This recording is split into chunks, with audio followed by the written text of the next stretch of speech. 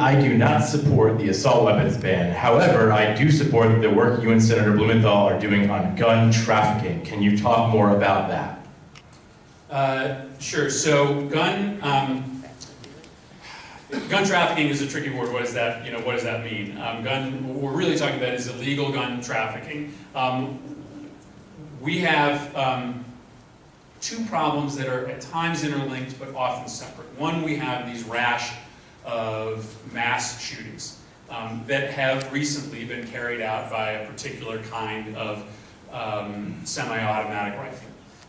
But we have everyday violence in the cities of this state and every other state that are largely carried out by handguns. They could be semi-automatic, they could not be, but these are handguns. And our problem is that most of those handguns are illegal, that they were either stolen or they were bought through what's called a straw purchaser, that the person who ended up with the weapon had this weapon illegally. They would not be allowed to possess a weapon because they have a criminal record. And so they buy it through a straw purchaser, which means somebody goes into a gun dealer, buys a whole bunch of weapons, goes out on the street and sells them without background checks. When that happens, it is not a violation of federal law today. It is a violation of federal law to go into a gun store and buy weapons for someone else besides yourself, but it is not a federal crime to the actual sale of the gun to the second person is not a federal crime today.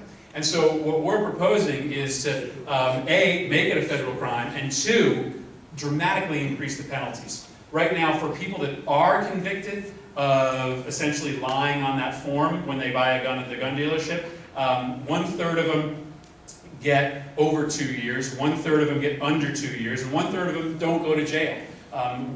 What this bill does that we're debating is that if you are a straw purchaser of weapons and a straw seller of weapons, then you get a minimum of 20 years in jail. And if you're selling them to someone that you could be reasonably aware is going to use those guns to perpetuate violence, then you can get an additional 10 years. But let's be real tough on people. Let's be real tough on people that are illegally selling guns. And I think that this person objects to the assault weapons ban. And even for folks that don't want an assault weapons ban, hopefully there is common ground on cracking down on people who are selling weapons illegally in our community. Like Eric Holder? Couple questions about